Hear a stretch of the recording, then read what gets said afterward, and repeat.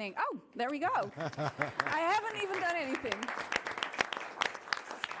Welcome, everybody, and good evening. Welcome to a new episode of Techdenkers, Tech Thinkers, for those of us who were wondering. Bob, welcome.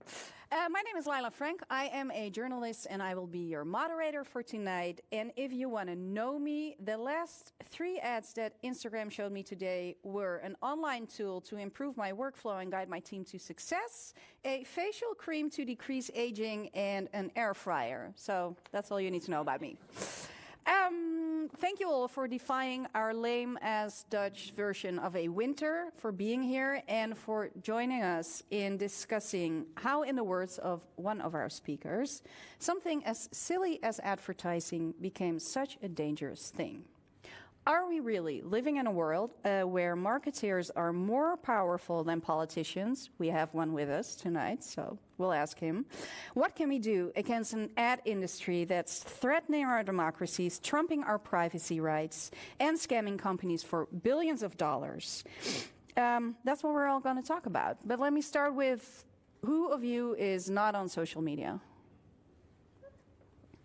We have one. Thank you. You see, the rest of us, we're all online. It's hard, right? We all know the dangers, still we all use it. Social media is a central part of our life, but it operates without any sense of accountability or responsibility, and it's very unique in that regard. We've all seen the storming of the Capitol. We know about Cambridge Analytica, but still we're all in the game. So this is where we are. And what are we going to do about it? We'll discuss with 2 of our distinguished guests. We have Bob Hoffman, who in his latest book states that online tracking has become a threat to us all and to our democracies. We have Paul Tang, a member of the European Parliament, and we will get to you as well, Paul. But first to you, the audience.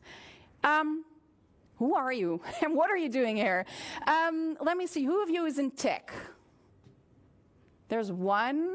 Is anybody in advertising or in marketing? Yes, we have people from the dark side. Thank you so much for joining us.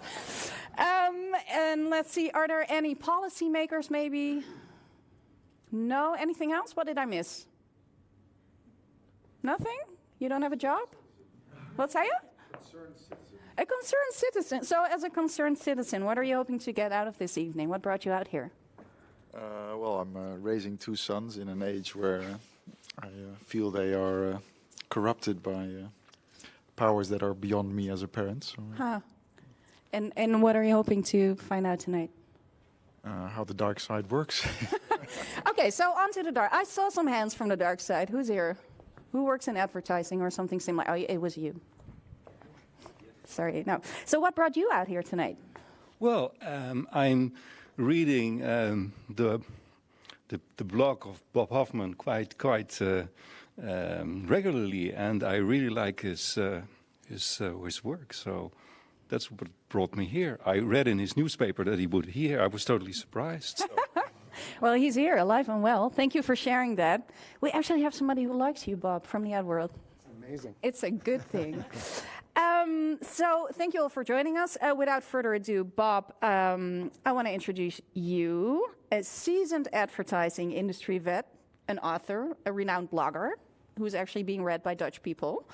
Best known for his insightful and humorous take on the advertising world through his popular blog, The Ad Contrarian. Go all read it. He's also authored several books, including Adscam, the one we're actually talking about tonight, how online advertising gave birth to one of history's greatest frauds and became a threat to democracy. I've spoken way too much. Bob, the floor is yours. Thank you.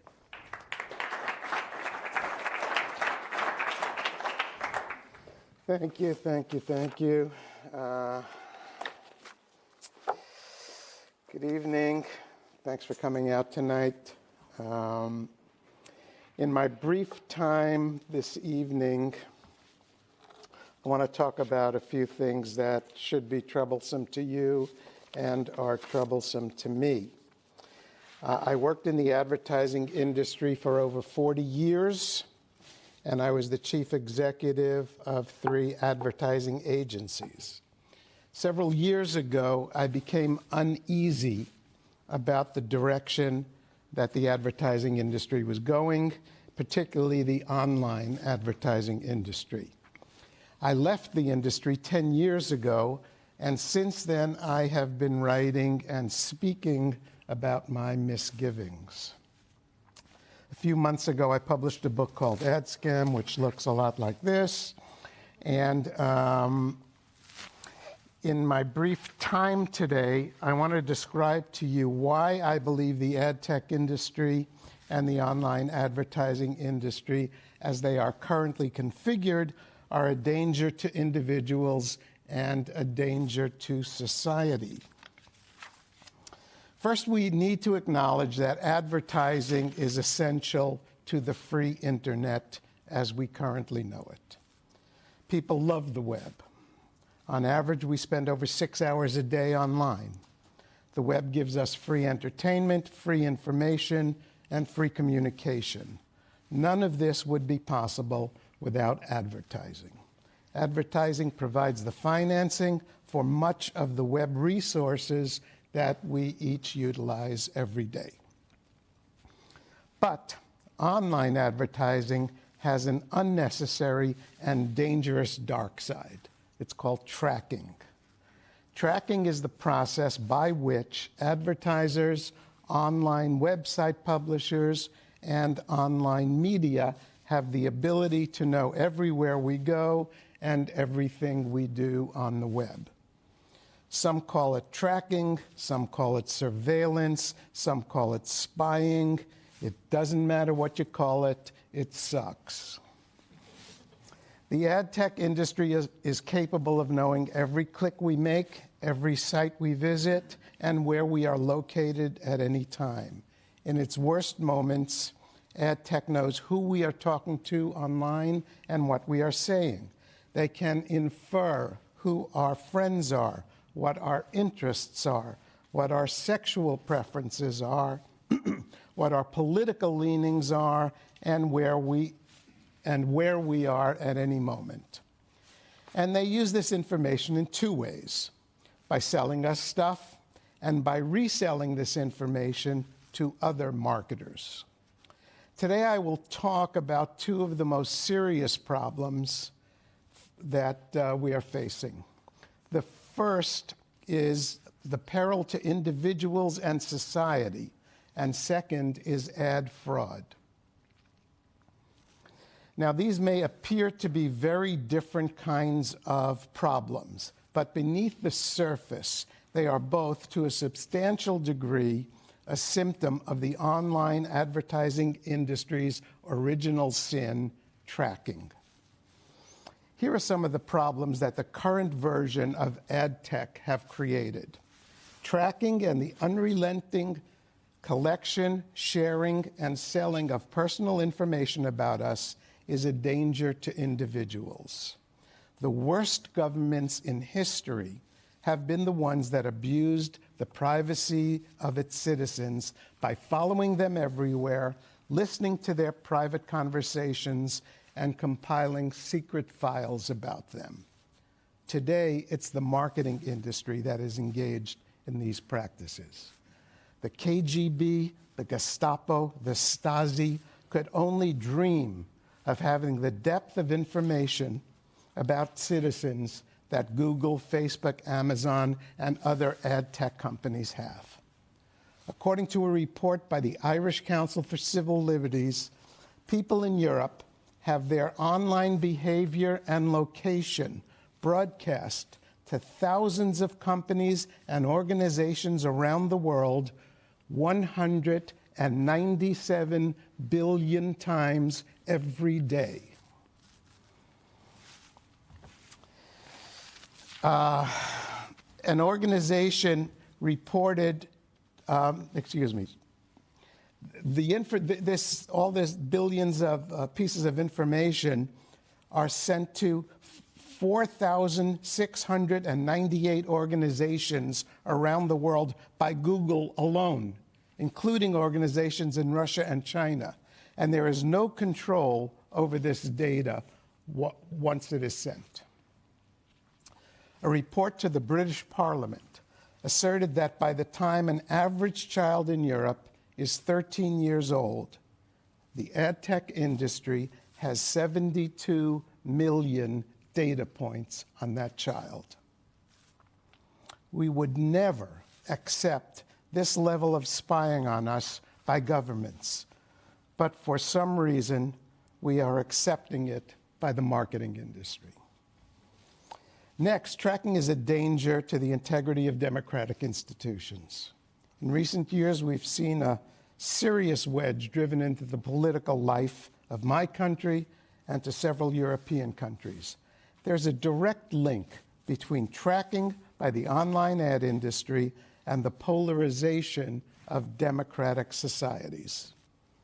A study by a group of Facebook executives in 2018 reported that almost 2/3 of people who joined extremist groups on Facebook were directed there by recommendations from Facebook's algorithms. And where do the systems get this data that forms their algorithms? They get it from tracking us. Professor Haney Farid, an expert at the University of California, Berkeley, has said, quote, "They didn't set out to fuel misinformation and hate and divisiveness, but that's what the algorithms learned."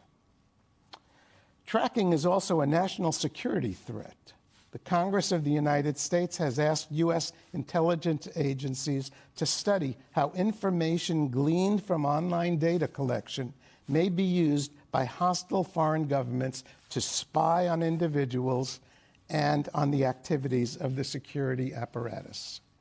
In April of 2021, a bipartisan group of U.S. senators wrote, quote, "This information from EdTech data would be a gold mine for foreign intelligence services that could exploit it to inform and supercharge hacking, blackmail, and influence campaigns." They went on to say, "Few Americans realize that ad tech companies are siphoning off and storing data to compile exhaustive dossiers about them. We must understand the serious national security risks posted by the unrestricted sale of Americans' data to foreign companies and governments," unquote. Further, the whole practice of online tracking may be illegal. The online ad industry operates on a system called real-time bidding, or RTB. RTB is the engine that drives the bulk of online advertising activity, and it itself may be illegal under the terms of GDPR. As mentioned earlier, RTB tracks and broadcasts people's online behavior and location tens of billions of times every day, without the informed consent of the individuals involved. I'm no legal scholar, but it's hard for me to understand how that can be reconciled with the intent of GDPR. Next, I want to talk about online ad fraud. While there are certainly fraudulent activities aimed at consumers online, when we speak of ad fraud, we are generally speaking about fraud perpetrated on businesses, on advertisers. The total amount of money being spent by online advertisers worldwide is reported to be about $400 billion annually. Ad fraud is probably costing marketers tens of billions of dollars annually. In its simplest form, ad fraud is a type of crime in which criminals use the ad tech ecosystem to steal money from businesses. The businesses think they are buying advertising, but in fact they are buying nothing. While there are dozens of types of ad fraud, much ad fraud falls into one of three buckets: fraudulent audiences, that means people like us, fraudulent websites, or fraudulent clicks. The way fraudsters take advantage of the vulnerability of the system is often by creating fake websites, fake audiences, and fake clicks. Criminals use software strings called bots to produce fake audiences and fake clicks. According to web security company Barracuda Networks, there is more traffic on the web from malignant bots than there is from human beings. Now, I am grossly simplifying the types of ad fraud here, because in many cases you need to be a computer scientist or a software engineer to understand how these criminals are corrupting the system. One important fact to understand is that bots can be created out of thin air. This means that fake audiences and fake clicks can be created out of nothing by someone sitting at a keyboard. Exploiting the online advertising system is apparently remarkably simple. According to Hewlett-Packard, ad fraud has both the highest potential for profitability and the lowest barrier to entry of any form of online criminal activity. This is a very bad combination. Nobody knows the exact size of ad fraud, but several credible organizations estimate worldwide ad fraud in the range of $60 to $80 billion. Juniper Research has estimated it at $68 billion. Ad Age magazine estimated it at 20% of online spending, or about $80 billion today. The Association of National Advertisers in the U.S. estimated it variously at $81 billion and $120 billion. Professor Roberto Cavazos, an economist at the University of Baltimore who has studied business fraud for over 30 years, says, quote, "The level of ad fraud is now staggering. The digital advertising sector has higher fraud rates than multi-trillion-dollar sectors," unquote. Dr. Augustin Fu, an expert in online ad fraud, calculated that just one detected instance of fraud called Fireball could generate 30 billion fraudulent ad impressions a minute. He said, quote, "Fraud on such a massive scale is beyond belief." The World Federation of Advertisers has asserted that by 2025, ad fraud could become the second largest source of criminal revenue in the world after drug trafficking. Once again, there is a connection between ad fraud and tracking. According to experts, most of the fraud occurs in the programmatic sector of the online ad ecosystem. Programmatic advertising is advertising that is bought and sold by computers. According to a report by the Incorporated Society of British Advertisers, 80% of the websites offering ad space in the programmatic sector are, quote, "not premium." Not premium is a nice British way of saying crap. And where does the programmatic ecosystem compile the data that it uses to feed these not premium websites? From tracking. Now, you might ask yourself, so if marketers are foolish enough to allow themselves to be cheated like this, why should we care? I think the answer is frightening. No one knows where all this stolen money is going.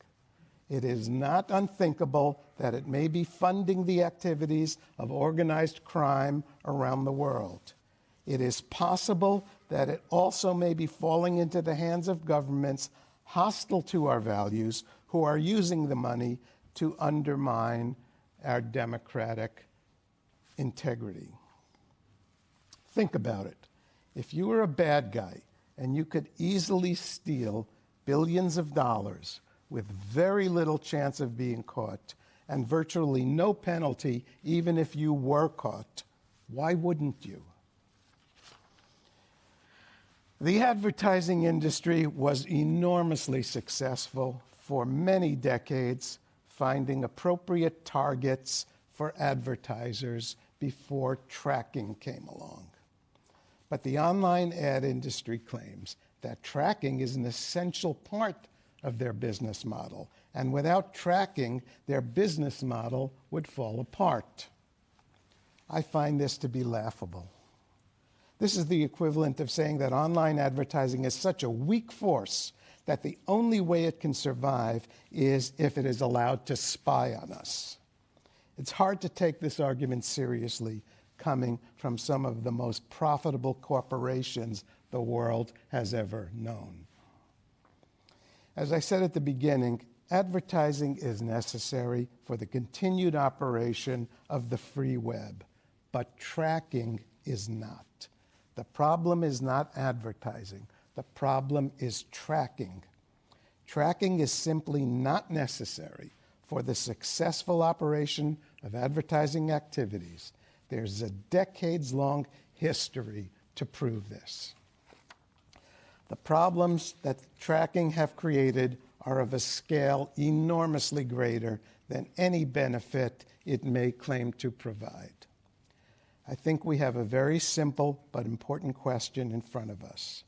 Is the convenience of marketers and the ad tech industry more important than the privacy rights of individuals and the integrity of democratic institutions? I hope not. Thank you very much for listening.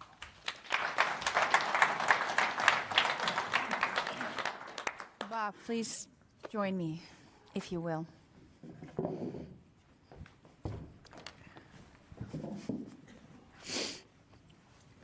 So, do people still like you in the industry? Some do. I think the interesting thing is that, is my microphone okay? I feel like it's hanging off here. Let's do that. Is the sound Am I good? Okay. The interesting thing is that in private, a lot of people in the advertising industry know I'm right or think I'm right and tell me that they think I'm right and encourage me to keep doing what I'm doing.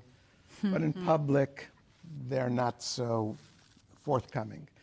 When I talk at conferences, you know, after the conference is over, up at the bar, there are always people gathered around. Yeah. But in public, and you have to understand, these people have jobs, they have families, they have mortgages and cars, and they need to protect that, and they can't be as irresponsible as I am. I don't have a job anymore. I don't care what anyone thinks, so I can say what I want, and yeah. So it's easier for me than it is for most people in the advertising industry, is what I'm trying to say. Sure, but then you're getting to the core of the problem, which is we've created a system that we're all captive to, right? Yeah. And you can say, I don't give a rat's ass. But they can. I have the great freedom of being unemployed, yes. Exactly. And we'll get to that. But before we get into the bigger part, and before we also get into the part of democracy, I wanted to get in a little bit into the part of ad fraud, because I honestly hadn't heard of it, or I wasn't aware that it was such a big problem. And you were actually mentioning the World Federation of Advertisers. Yeah. A new industry of people to me as well. Yeah. And the fact that in a couple of years they're saying this might be the second biggest money scheme after drugs, right? Yeah, the World Federation of Advertisers is a worldwide group of the world's largest advertisers. Sure. You know, everyone who you know, every major brand that you know, Coca-Cola and Nike, and they're all part of the World Federation of Advertisers, and they issued a report a few years ago. So if this is the case, why are they not screaming this out to the world and doing something about it? Because this seems to be a really big financial problem. Yeah, I don't know. Huh. I don't know why they are not.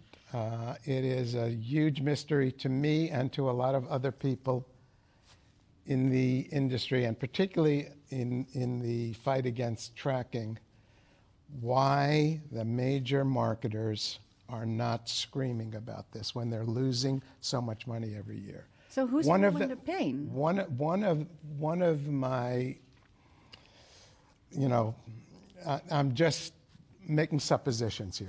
One of the suppositions is that if you're the marketing director of a big company, let's say you're the marketing director for General Motors, Coca-Cola, you've been telling your boss, your board of directors, and your CEO for years how online advertising is so wonderful and we're doing some, and it's helping us and we're doing all this stuff.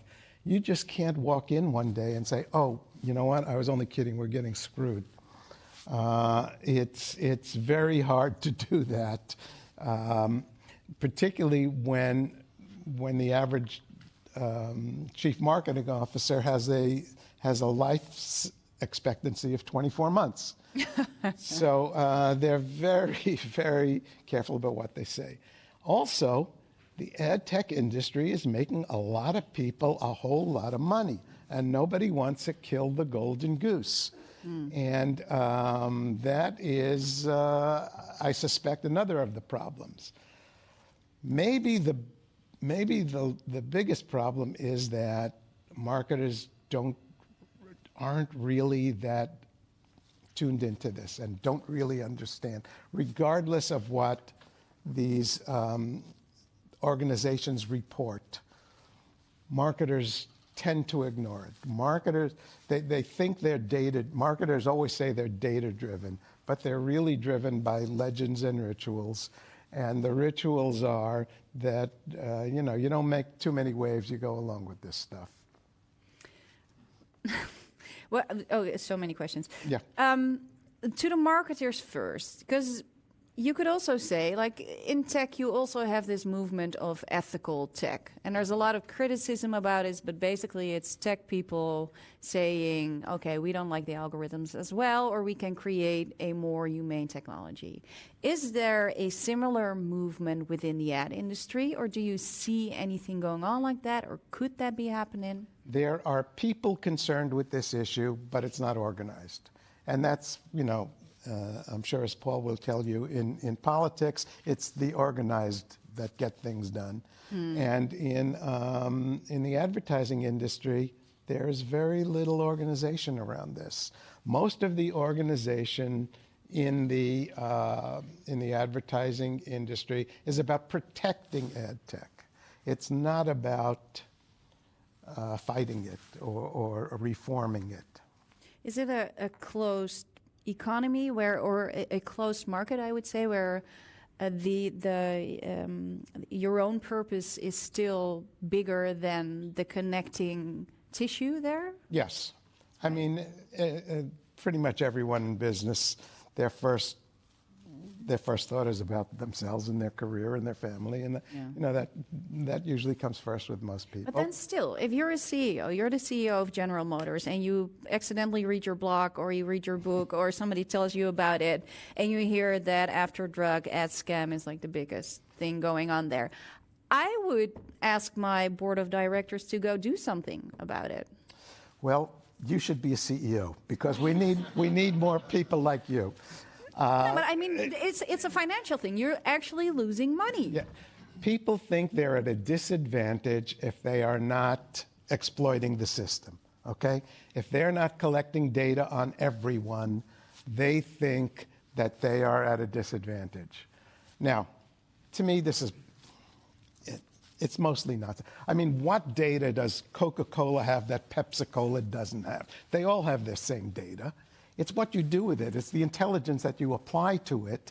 It's the talent of your people who can look at data and understand, because of this, we do this. That's the hard part. The easy part is collecting data from everyone you can collect it from. And it's not really that big an advantage after a certain point. Yeah. Are there any questions from the audience at this point in time? It's a Friday night. We can do it like... Yeah, let's have a drink. Come on, people. Hey. Oh. Wait. And also, a question ends with a question mark. Okay. Friendly reminder. I think a big problem, in my experience, is that a lot of people within the marketing and advertising industry, they actually don't understand what's going on because it's so incredibly complicated. And my question, because you wanted me to have a question mark at the end, is why, Bob, do you think that the advertising press doesn't publish more about this, doesn't ask the questions that should be asked about this. I have a bigger question than that. You're absolutely, everything you said is absolutely right. But why doesn't the public press talk about that? Why don't, I had a journalist say to me yesterday, Bob, if all this stuff is so dangerous to democracy, why don't people know about that? And I said, I should be asking you that question. You're the journalist. Why aren't you telling this story? Why does nobody know this? Are you a journalist, by the way? No, I'm not a journalist. I hate to admit, no, I don't hate to admit it. I'm an advertising man. I'm from the dark side. I'm a creative director at an advertising agency who feels that his profession is being taken away from him by this tech industry. This is one of the big reasons why I'm here, because I want to claim my profession back. Yeah. And can you elaborate a little bit on it? What is being taken away by you? By what exactly? Advertising used to be, and I think it still is in its best moments, used to be about imagination, about ideas, about creativity, instead of about tech and data. And well, just as Bob said about collecting as much data as possible and then applying some technology on it that every other company applies as well, which means that all advertising nowadays looks the same. Yeah. Because they all have the same data and they all use the same methods, they all have the same technology. So the car commercials they look exactly alike because they all have the same data But doesn't that mean that you should do a better job as a creative to do something different with the data? I'm trying my best, but I'm dependent also on the people that I work for, and the people that I work for are these marketing people who in effect, who don't understand much of this themselves either, because they are, they're too busy doing other stuff. Yeah. And they should be busy thinking very simply, and they are busy thinking very complicated thoughts about technology all the time. So this is a big problem. It's an achterhoedegevecht. What's that in English? It's a backbenchers fight. It's a backbenchers fight at the moment, but I'm also optimistic, and I think we're coming up from behind again. But we still have a long fight, a long way to go, and a long fight to fight. Yeah. As a former creative and advertising man, you recognize this? Oh, absolutely. The ironic thing about this was that technology was supposed to help make advertising better, and it was supposed to connect us more closely with customers and with all the data now shows that people dislike advertising more than ever, that marketing big shots say that advertising is less effective than ever, and it's the exact opposite of what technology promised us in the advertising world.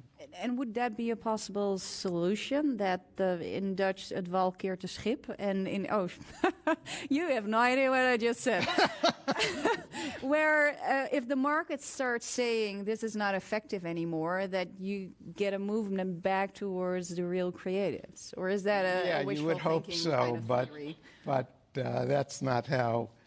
Sadly, that's not how it works. Right. How it works is, like I said, legends and rituals. People believe this. They need more data all the time. The answer to every marketing problem is always more data. It's not more intelligent thinking. It's not more talent applied to the problem. It's not more creativity applied to the problem. It's more data. What would Don Draper do, people? He'd kill himself. Oh, wait, yes. Someone in the back. Hi. Can you introduce yourself and end with a question mark? Yes. Okay. I'm a journalist, actually. Sorry? I'm a journalist. I work for the Volkskrant, for the people who know the Dutch newspapers. And to answer that question, or maybe not answer it, but to give some hypothesis, because I've written about this problem once. And it was sort of the generic problem description of what was going on, then the next step you need is some actual incidents. You need actually the criminals themselves, ideally, or the state actors who are using and abusing this data. Since that is very hard to come by, and then you really need some very tough and hardcore investigative journalists to dive into that. Because the tech journalists wouldn't do it normally. At least my impression is that they're, I wouldn't say too close, but they're too close to see it. They're not too close in the sense that they have sympathy for the business, no, but they're too close maybe to see it. So you need someone from the outside in journalism. Yeah. The second thing why this big article hasn't come yet, I think, is also because the victim is a very, sorry to say for the marketeers here, but it's big business. Big business is losing $60 billion of dollars. So there's I think, but I'm not sure, there may be some kind of Robin Hood sympathy by the audience that, hey, somebody is stealing 60 billion from big companies, and big companies have a bad press always. So that sounds good. And then the fact that it's actually going to even worse actors, much worse actors, which is organized crime and state crime, could be Russia, could be China, whatever. That consequence, or that hasn't really filtered through, I think. So these are a couple of factors that play a role. Yeah. And a third one, maybe, or a fourth, I don't know, is that the advertising business is not followed so closely by journalists. So there you got tech journalists, you got business journalists, you got a lot of specialized journalists, but advertising has never been followed really closely and critically. I mean, only maybe by media journalists who see it as, oh, that's nice, there's a funny ad, or that's interesting because of, well, how the finances work, but not deep enough to see this problem. So that's a couple of things. But you're here. You're working on something. I got my notebook. Well, I have to say, well, I know some people who want me to work on this. Yeah. For about a year and a half now. So I'm here. And that's how long it takes. Yes, and also because it's not my. So for a long time you think, okay, this is the business of the tech journalists, which. And he's interested as well, but there's other things that have priority, and so maybe. Yeah. Well, there's drinks afterwards. Who knows? Thank you, Al. We also have another guest. Let's not forget about Paul. Paul, could you please join us? Thank you. Paul Tang, dear people, he is a former economist turned politician. I don't need this one. And in his party's words, he is fighting for economic stability and social justice as a member of the European Parliament. He represents the Netherlands and the Progressive Alliance of Socialists and Democrats. Let's give a warm welcome. Paul. Thank you.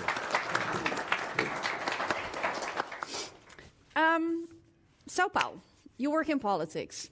I used to work in politics. And there's a campaign going on, and next year there's European campaigns. I mean, also in politics, it's all about the data, right?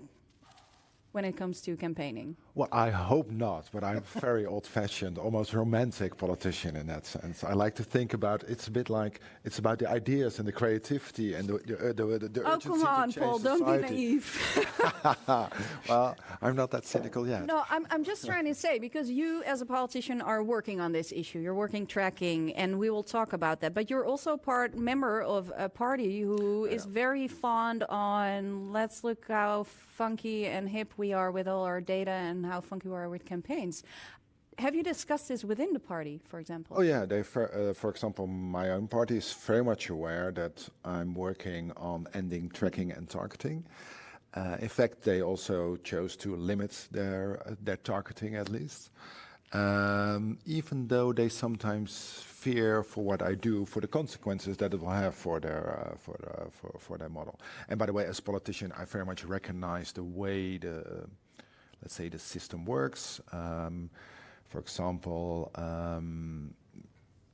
because when I started to work on these issues like this, I was very much reminded of being of politics, right?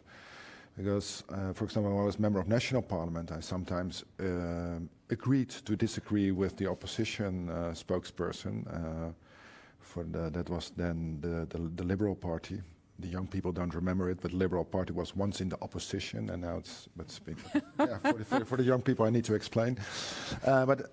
And we agreed to disagree, knowing that once we would start fighting in the plenary of the national parliament, we would dominate the debate, and the press would write about us the next day.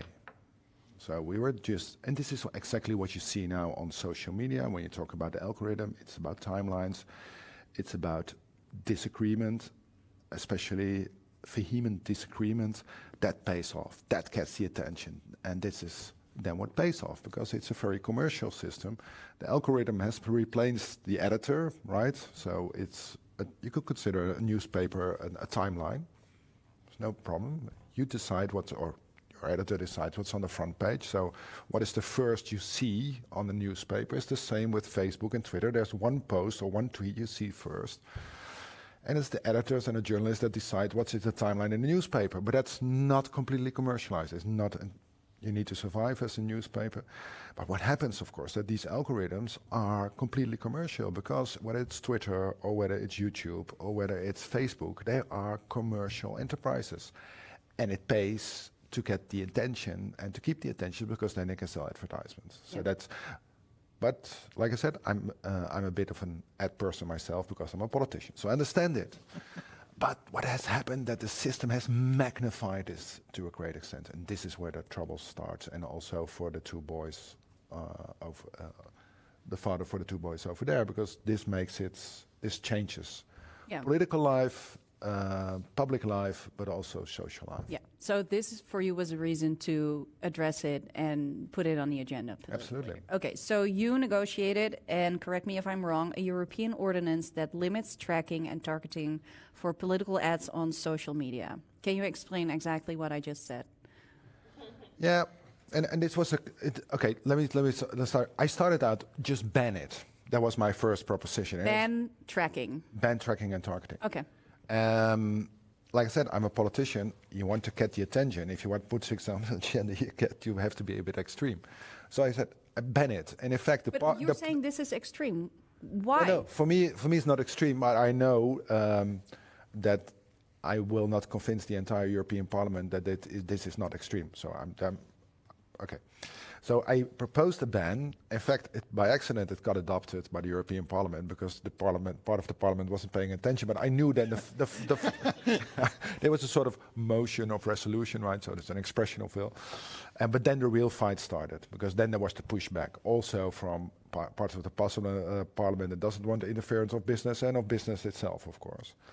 And we ended up with a compromise that was broadly carried by the Parliament, and which allows us to convince, because this is Europe, you have the Europe of citizens, that's the European Parliament, and the Europe of countries, that's the Council, and they need to agree. So we were able to convince the Council. And what we did is saying, well, we want to enforce the privacy law we already have. Everyone knows here of the GDPR, right? And probably the viewers at home as well. So you're not allowed to gather, to collect, and use this data at all. When it was introduced in May 2018, it was in itself a good law, the privacy law, but it was not enforced.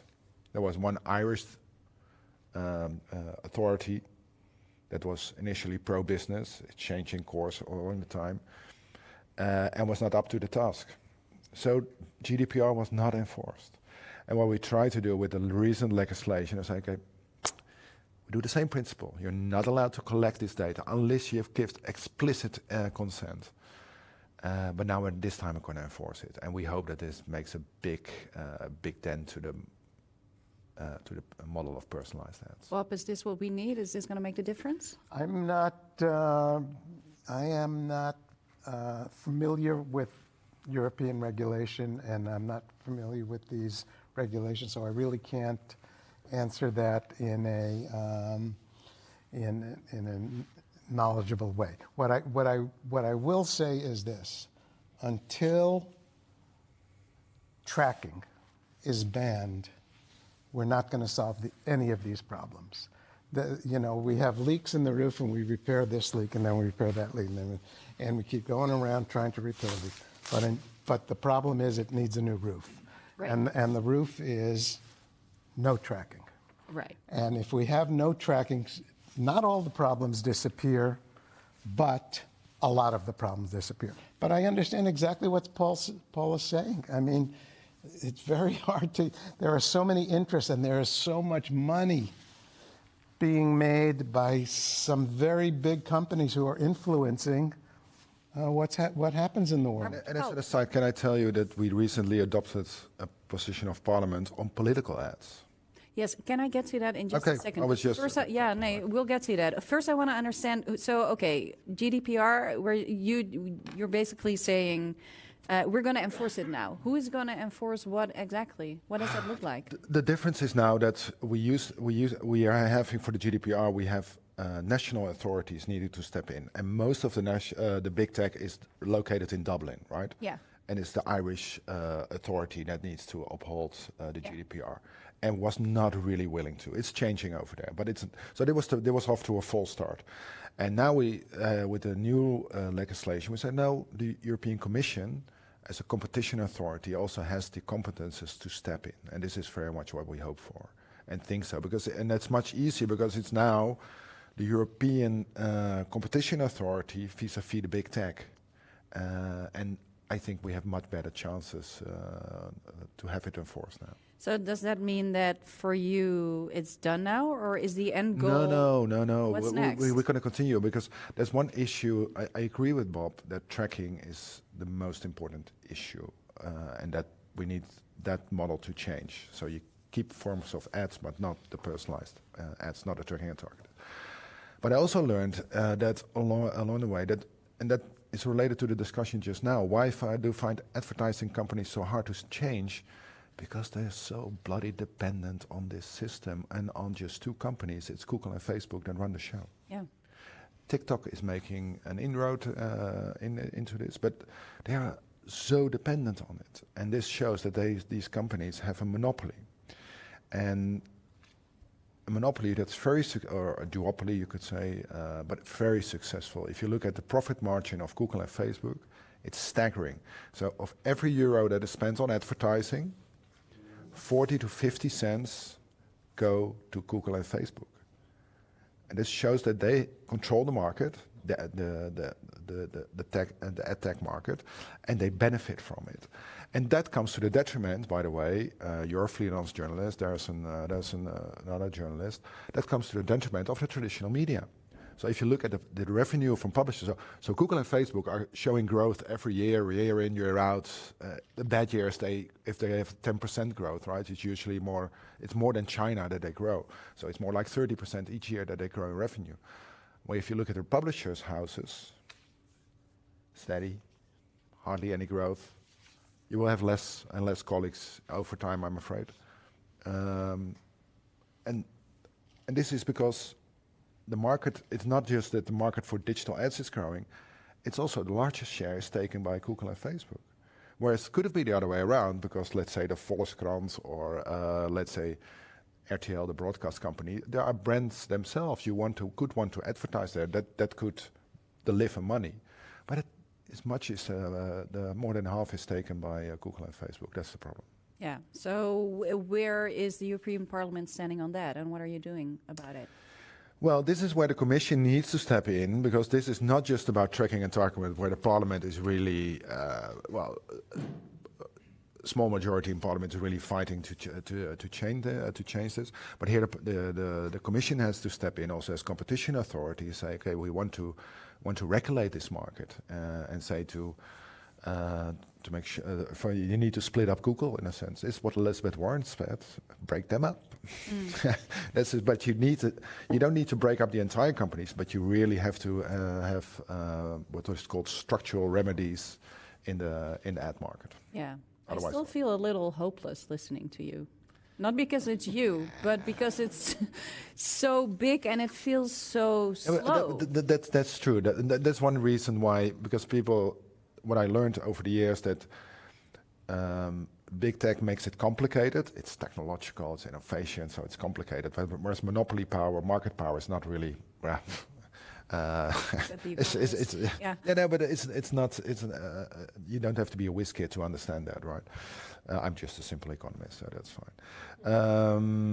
And the other thing is that you need, when it comes to big tech, you need not just as an individual. You cannot fight it, but you need the institutions to fight it. And this is where, but this can be done in Brussels, right, by the European Commissions, but there are also American states going to court, because there are very different ways, you know that. In Europe, we make legislation and the Americans go to court, right? Yeah, and that's sort of the difference. Actually, my question, where does the judicial branch get into this? And isn't that a way more powerful way to go than all the things you're trying to do in Brussels? Well, shall I start with? In fact, the idea was, this is what the idea about the Digital Markets Act, that the court cases take a very long time, and you fight, the big tech fights you tooth and nail with expensive lawyers. So this is going to take a long time. So you try to have ex-ante rules and not ex-post enforcement. That's what you try to do.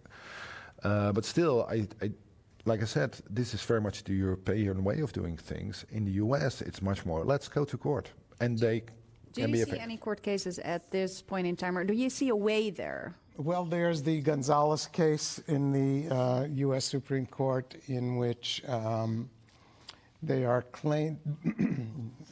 Boy, I'm going to get myself messed up here.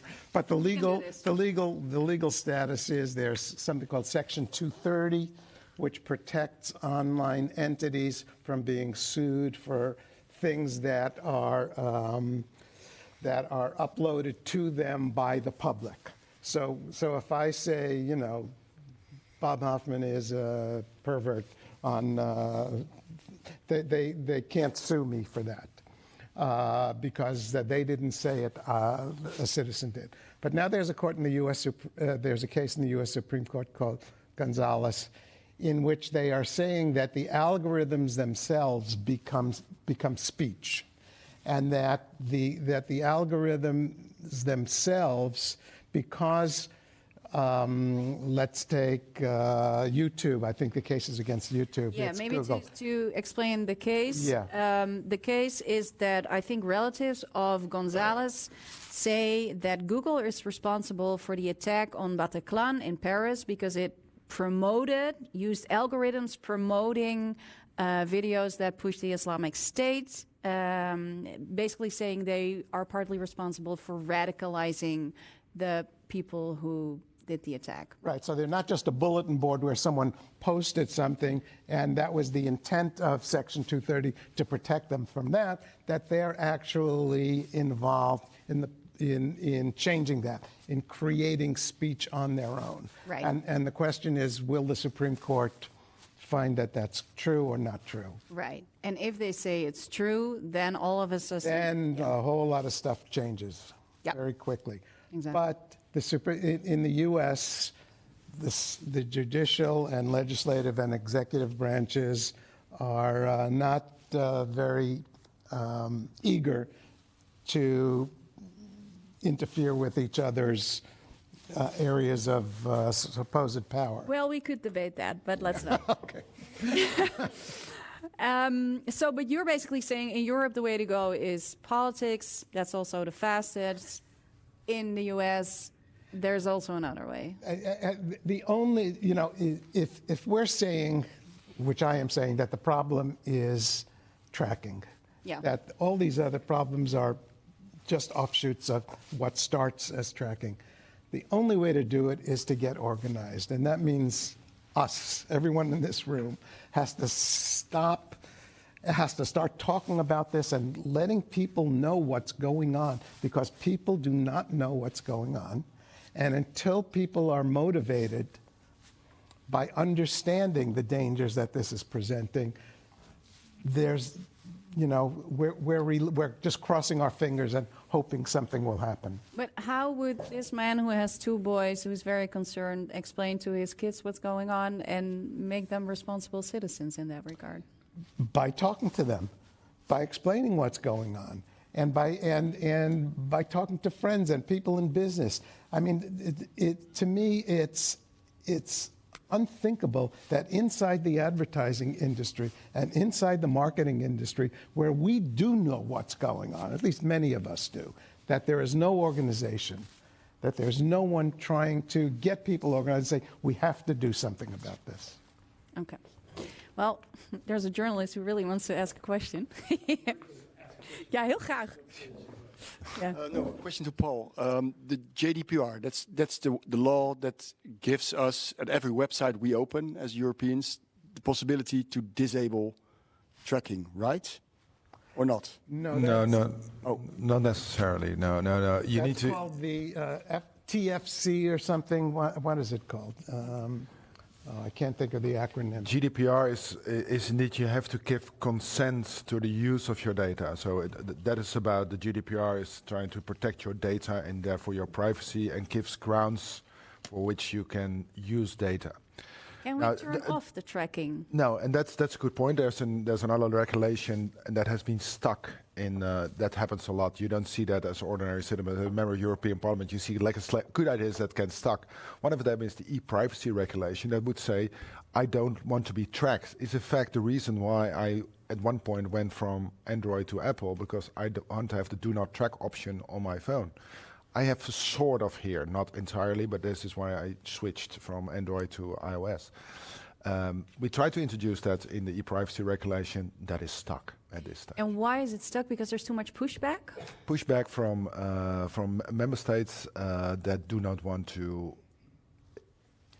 What are we talking about then? What kind of member states? What's the motivation there? And can you sort of paint a picture? Take us back into your. No, in this case, I find it's very, very difficult because, in fact, the reason why we are making progress is because the big tech is American and your regulation is European. So, and yet I see a shot there. Like the American way is to go to court. We make legislation. I think that is doable. I'm not sure why this gets stuck but there's huge disagreement and stuck for many years.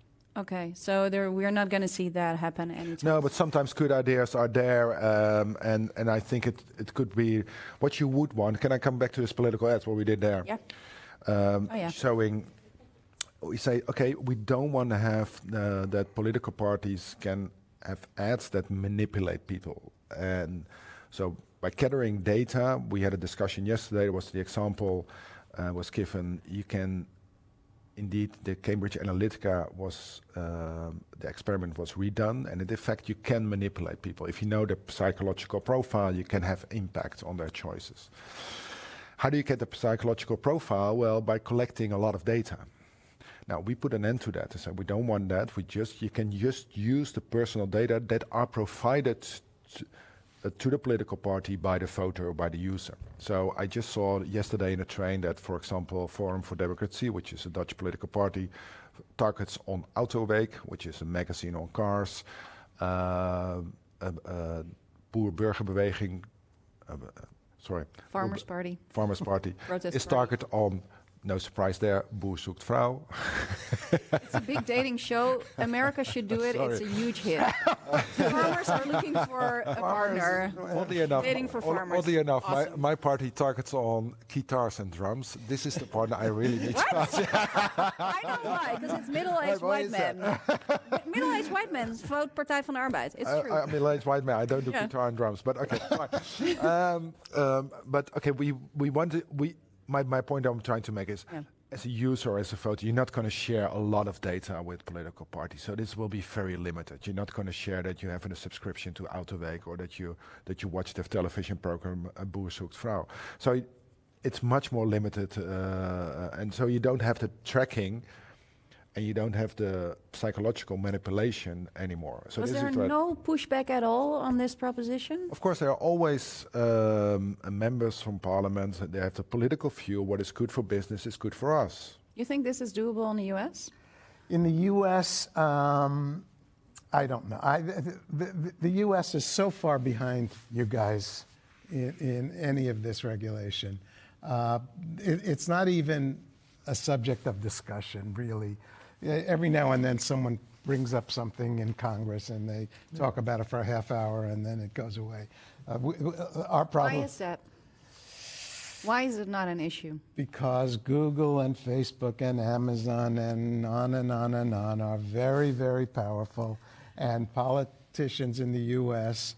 are very much influenced by them. Okay, but this is also one of those things that it becomes a thing. It's true, but it also becomes a thing in itself. Like, where is the entrance? How can we break this? Because this is, the corruption in the U.S. is big and it's real, yet is this what we're going to be saying for the next 30, 40, 50 years? I doubt it. I think there is progress being made. I don't see anything happening in the short term. It's not going to happen next week. But in the long term, if we can get people to understand what's going on and how dangerous it is, then I think progress will be made. Are we still there then, Bob, if we have to wait for it? Are we still where? Like living in a democracy here. Oh, yeah, we're still in a democracy, but we have problems. We've got problems. And ain't one. Okay. Hi, I'm Hilko. I recently started a job as a marketeer, and I thought it would be awful, but luckily I have you to prove that not everybody from the advertising or marketing industry has to love everything about it. It's really a big support. But we were talking about the US. I have a question about it, but I want to lead up to it with a practical example. I have a football.nl app, so soccer, Dutch football soccer app, and I wanted to use it again, and suddenly there was this TCF, right, based on the GDPR, and I checked the authority. Can you explain, please, again what the TCF is? The American version? No, what it does, just... The TCF is the thing that says, do you allow us to collect cookies from you? Okay. And we see them in different versions, from really small, like allow cookie with a picture of a cookie, to this very extended version that they had in the football app, and I opened it. It's like the conditions you have for Apple, that's too much, but I tried. There's 20 check marks you have to say to off for the basics, but then there was a second layer with the companies that they sell their data to, and I started, and then I thought, let me see how long this goes on, and it didn't stop. So it's impossible to switch it off. So then I looked online for the authority of persoonsgegevens, personal data that we have, and there they said the TCF is still illegal. It's not allowed. If you see it, report it. So I sent a message to the Dutch maker, the Dutch Football Association, said, yeah, I'd really like to use this app, but I can't. And it's not allowed. And they sent back, yeah, this is version 2, so it's okay. And my question is, do we have all this thanks to the US? Because the data-driven part sounds to me like it's all about accountability.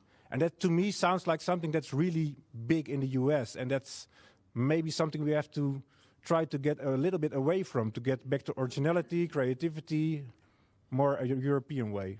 Is this another evil that comes to us from the US? I'm trying to think of where the TCF came from, and I think it was an invention by the IAB Europe. Which is what exactly? The IAB is the Interactive Advertising Bureau, and that is the trade organization that represents the ad tech industry. And there's an IAB in the US and there's an IAB Europe. And I think the TCF was invented by the IAB Europe and then adopted in the US. I'm not sure, but I think that's how it happened. I think you're pretty close, yes. The IAB is the enemy, by the way. It's representing big tech, right? So but it was a way to deal with the demand from the GDPR that you need to give consent, right? So that's also why the European IAB came out. Wacht, dan sta je ook not just accountability. No. You're wondering about tracking is about the data-driven part. You use all the data, that's wonderful, that makes us better than the competition, which it doesn't anymore. What's behind the data-driven need? And it seems like it's accountability. Yeah, but accountability comes from the European part, right? So this is where you need to give consent for your data to be used. That's the basis of GDPR. I mean, more historically, not now the legislation and the rules from Europe, but just going back from society starting in, maybe I'm going too much back, but how did, I mean, we're scrolling away now, but everything evolved, And how is it possible that that data-driven part is so important? I mean, before legislation, why must everything be so accountable and not up to humans to say this is what I think is right? Let me just say, we have to be careful when we talk about data. Data is just a fancy word for information. There's nothing wrong with having information. You need information to make decisions. You need data to make decisions. It's how the data is collected that's the problem. It's collected without our knowledge and without our consent. We have no idea how it's being collected and what's being done with it. That's what the problem is. If we, I don't mind Apple knowing who I am when I go to their website, but I do mind them selling it to hundreds of other people who I don't know and have no control over. That's where the problem is, I think. Yeah. Are you feeling a little better already? Not yet. I hope second part. Yeah. Oh, we'll get there. We'll try to get there. Yeah. Wacht even nog een keer. Yeah, if Apple is selling the data, and they're not the only one. Yeah. So where are the books stating this? What is going wrong? The books, your financial accounting. Oh, U.S. is it's democracy, I'm right? sure it's in there, but I'm not talking about Apple They make money specifically. for it. Look at your accounts. They make money from it. Yeah. If all the large American corporates, or even European, I don't know, if they make money out of selling data, then it is in their books. Yes, sure. So why Absolutely. don't you deal on it? Yeah. You mean it's in their books, it's proven that it's illegal, go to the court, do something about it. Make them You accountable. underestimate the problem. There was one news item I thought was sort of hilarious. The Facebook engineers don't know where the data is. Yeah. That's really that's really. So you're making it technical, but the point is no. Should be in no, their you books. don't. Sorry, you misunderstand. You misunderstand. They don't sell the data. No. You don't understand. They rent the data. They keep. Sorry, listen. No, I think his point is, I'm sorry to interrupt, but that there is a financial track. sure. Right. Sure. But this is. Show up. What do you If mean? it's It does show up. It's in their reporting. so, if it shows up, then you can take them accountable. But it's not illegal. It's perfectly legal now. That's the problem. It's not illegal to make money, right? To start with, so that's It's illegal to gather data without consent, and that's what they sell. sure. So but then you how need. come you then but- make it okay? illegal? Sorry, but then No, you need to uphold the law. That's the whole point about enforcing the GDPR. That wasn't. Yeah, fine. Okay, good. All right. So I think there's a need for some hope and some relief and some solutions. No. Bob just said we need to put it on the agenda. And like I said, there's not enough public attention and political energy spent on this topic. So this is why it is. So I'm afraid we have to scare you first. Otherwise, we have to scare you into action in that sense. Yeah. Okay. So the hope and relief is for a couple of years from now. Okay. Sorry about it. No, I'm it's se- a I'm- fair, I'm- it's I'm a fair serious. I'm message. It's a serious. fair message. But I mean, you can sense that there's a need for action or something to be done about it. And that's what I'm looking for. I hear you when you say we as journalists have to write about it. You also hear Michael if he says it's very difficult because if you really want to make a case, you need to make it visible, right? And that's hard. And then we get to the same problem that you guys are in. It is so big. One of the problems, what this gentleman just said, is one of the big problems, is that he's assuming that we're giving consent to Apple and to everyone else to sell this information, and we're not. We're not giving them informed consent. They are taking it without us. We don't know what they're doing with it. They don't explain to us what. If you try to read, and I'm talking about Apple specifically, but you try to read Facebook's terms of use, it is longer than the United States Constitution. Are we supposed to read that every time we go on their website? And that's implied consent for them to collect information about it and sell it to anyone they want. Has anyone here heard of the Smithsonian Institution in the U.S.? Biggest institution in the world, education-wise. You go to their website and you want to find something out, and you sign in. And you think you're dealing with the Smithsonian Institution. It turns out there are 2,000 trackers on their website that you know nothing about, that are going to follow you around once you leave that website. But Bob, because I think we all have a picture now of what the problem is, and we want to do something about it. So the question is, where do we go from here, except from telling the story? We have to educate the public. That's the first thing. We have to educate the public on this problem. All right. I don't agree, but because Paul. this is the problem. We have a collective issue here, right? And that has to do with the huge power, market power and money power in politics of big tech. The huge impact the algorithms have on our society. Then our answer cannot be, well, the parent needs to pay attention to what the children do. That cannot be the answer. We need to have, if it's a systematic problem, you need a systematic answer. Two things what we need to do: ban tracking and targeting, or ban the tracking actually. Okay, the second thing we need to do is break the monopoly power. There's no other way to do it. And this is exactly also what the Biden administration tried to do, because we don't want a concentration of market power, because it also means concentration of money and influence, so break monopoly power. So there are two things we can do. Yeah. But you really we need to scream against the politicians in Brussels and in Washington that this needs to happen. Also because you are concerned as a journalist or as a father, and you have every right to be so. Yeah. Hi. Hi, my name is Paul Alberts. I do have a marketing agency. And you track? No. We don't track, no. Okay. I have a question, right? So if we bring down this issue to stop tracking. Yeah.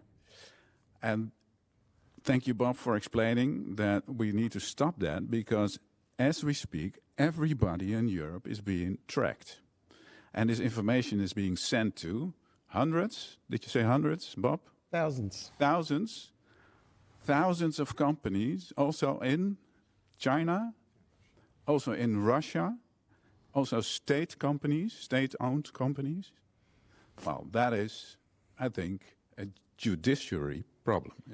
Sure, but wouldn't you also, because you're in the business, you have an agency, you could make a proposition saying, I'm going to be the agency who doesn't do tracking and does all the creative, really cool stuff. Would that be an idea? We already do. You do? Oh, okay. Well, good business idea. And and is it just you, or yay, that can give a hand. Is it just you, or do you see a movement within the industry? There's no movement. You have to know that in the Netherlands we have the IAB. It's disguised as the VIA Nederland. Yeah. And they incorporated all creative agencies in this country into the IAB, because that's where the money is, right? Mm-hmm. So there is a company in the Nordics, the good things always come from the north, apparently, and this company is a media company that says, okay, we are setting up a worldwide agency that is allowing advertisers to do campaigns without any trackers. Yeah. And they actually have clients. They do. Yeah. Yeah, and they're growing fast. Cool. Yeah. Thank you. I saw another, yeah, there we go. You see, we have options. We're starting to get to the hopeful part. I am Rupert. I'm a publicist. I do agree with Bob that you need to educate people. I understand what Paul is saying, but you need to educate the people in order to, because they're voters, in order to get the parties to make the next step. And I believe that, of course, advertisers and creative agencies can say, put their hands up in the air, sir, we can't help it. Use your bloody creativity. Come up with solutions. I mean, what are we waiting for? I mean, we're not going to get solutions from the tech industry. You need to come up with solutions yourself. What would be your solution?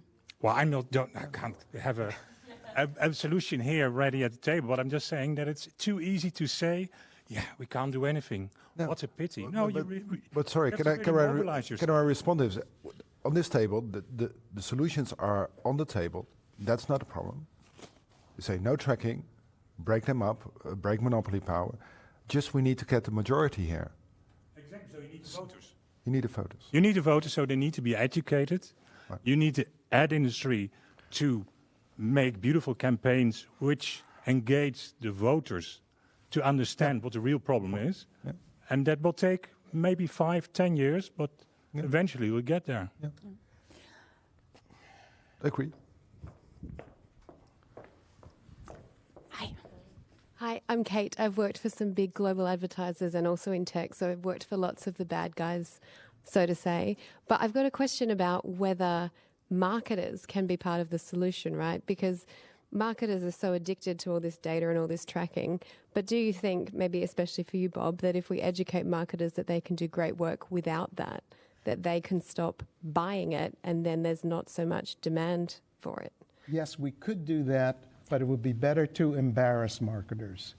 That would motivate them more. If we could get, and I've been working with people in the States to try to do this, to get together and do an advertising campaign that explains to the public why they should not allow themselves to be tracked anymore, and that these brands are tracking you everywhere you're going, and they don't need to.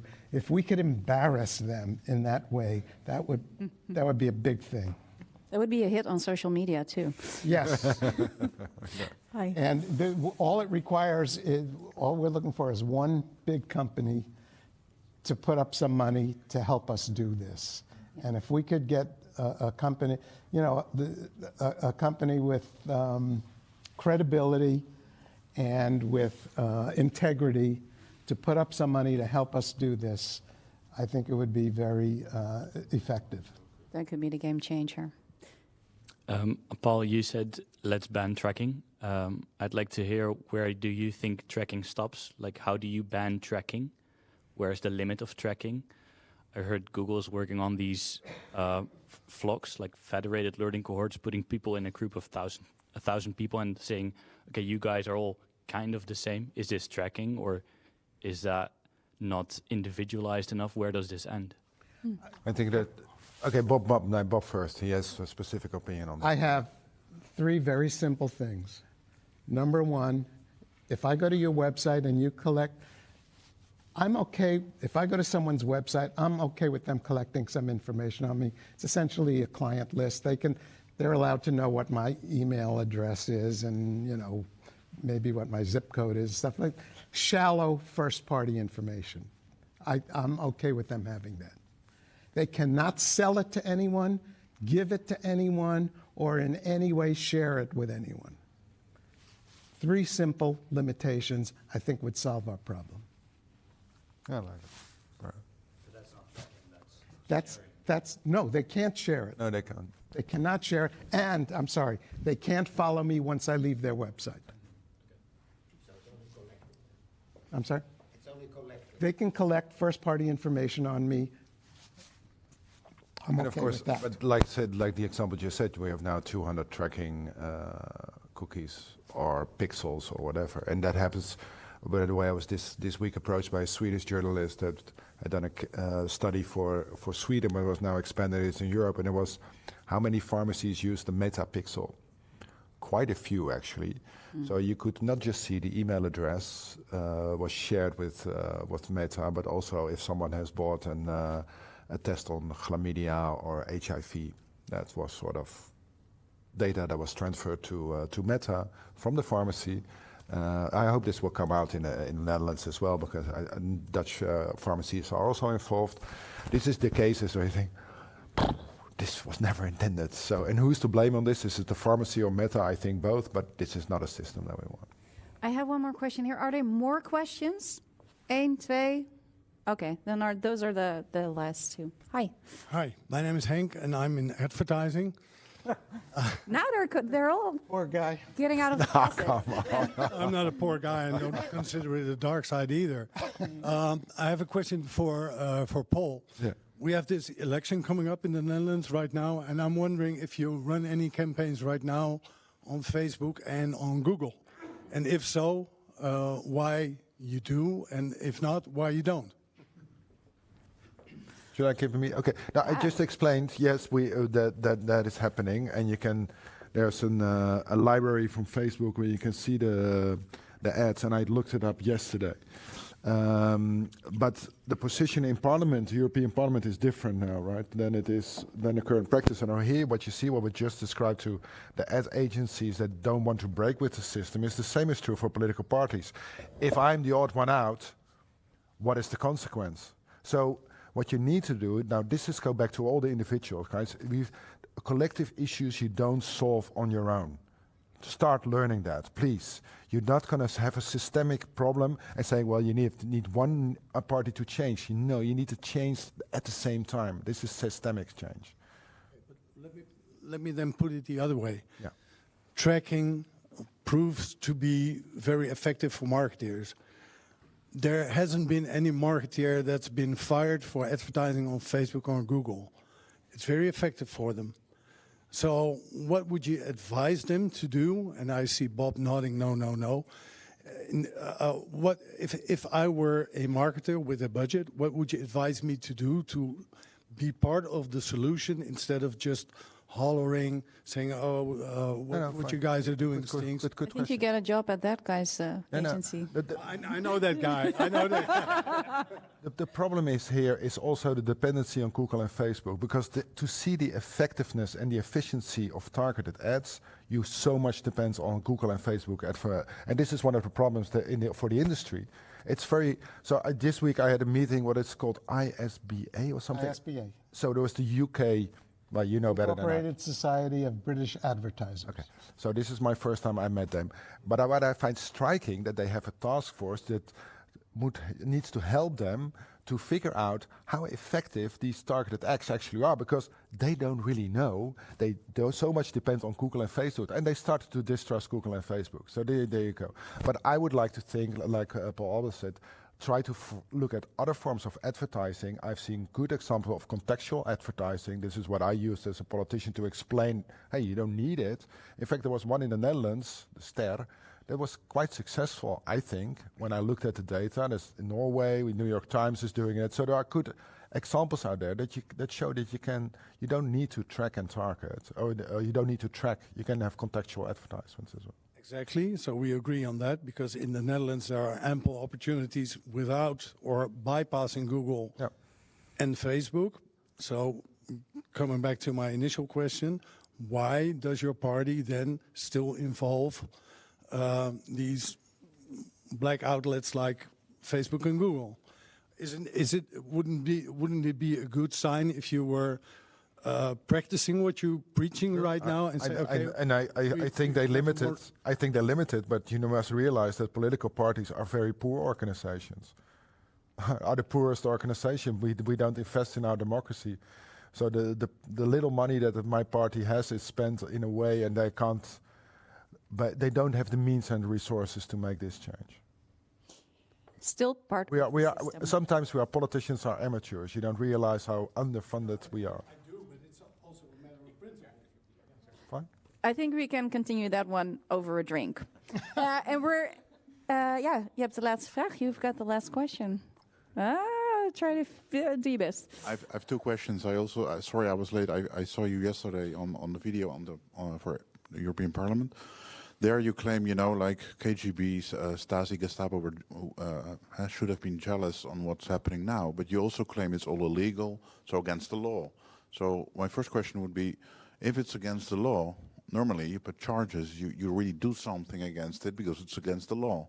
Why isn't it really possible in this case? That's my first question on both Adscam as the legal privacy issues. The second one is... it's not illegal. Yeah, but you claimed it like it's kind of illegal. No, it's against I never said it's illegal. It's unethical, I think, but it's not illegal. It's perfectly legal. In Europe it is. It's in line and it's completely I'm sorry? legal. So it's in line and completely legal in the AVG, the GDPR? I don't think so. Well, it's legal if you get consent, and the consent is often hidden. You don't know what you're consenting to. That's the problem. The TCF is so confusing that almost nobody knows what they're consenting to when people go to a website and they want to see something and they click a thing, and so it may be consent, but it's not informed consent. Okay. Gray area. My second question was: you have some initiatives both in the Netherlands and the European ones with consent of the European Commission, like Deutsche Telekom, Telefonica, etc., and two others. they started like, we go ourselves in an ad tech thing. We want to protect against Google and Facebook, but then still, it's about data, it's about tracking, and it's about that kind of thing. In the Netherlands, it's Martijn van Dam, who is the ex-vice minister, with companies trying to start a Dutch data safe. Also there, it's all about data collecting. How do you both think about these initiatives?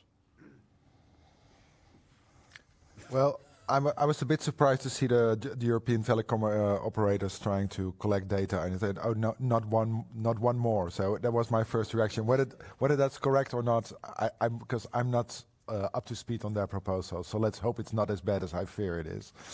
When it comes to the proposal by Martijn van Dam, I think that's interesting because this is where we want to go, right? That you have control over you provide the data, you give the consent for the data being used by others. That is the system you want to go to. Company for commercial purposes doing all kind of things. We don't even know what they do. Okay, fine. Or no, I don't know. That I don't know, but I assume that you don't make much money if you fudge with the data, so to say. Then it's not a fault. So I assumed that you would have control over the data. The fact that you want to have control over your data, absolutely. So that is product is in itself is very welcome. If it cannot be done by a commercial party, then it should be a public. I know that the municipality here in Amsterdam had that discussion. They want to introduce it for every inhabitant here. I love the idea. Yeah. Okay. Thank you. I want to get back to our concerned citizen. How are you feeling after all of this? Maybe still confused, but it's nice. It's nice to really hear the passion from the two gentlemen on the topic. Yeah. So that gives hope for the people are fighting for your boys. And can I say add one thing on this? Because of course I was strict on saying you can't use as an individual. You say we need to teach individuals to make. I'm a father too, right? So. And my oldest son taught me on one day the difference between Instagram and Snapchat. So Instagram is how life should be, and Snapchat is how life is. And I thought, okay. Oh God, you have so much work to do. No, but this shows no. What do I? So this is how the young are brought up. They have a model to aspire to, and that is transmitted on Instagram. Yeah. That's very different than in my youth. Okay, we had sort of. Okay, it's very different, I think. So, but there you see, that discussion you need to have with your children in this day and age, and I think we do, and I assume you will do too. Maybe not now or maybe later, but you need to have the discussion how to deal with the social media and how to deal with the telephone, because it's turning us into a junkie. Yeah. Because it wants our attention and wants to keep our attention. That's the ad-based model of big tech. That's the whole problem. I think what needs our attention now is the bar. I want to thank you both, Paul Tang, Bob Hoffman. Thank you both very much for sharing your thoughts here with us. I want to thank you all in the audience for, joining us, for your questions, everybody at home for watching as well. We will be back on March 30th. We'll have an evening about the impact of artificial intelligence on human creativity. I feel all kinds of links here. Okay. Get your tickets online at thebalie.nl. See you then. Let's have a drink.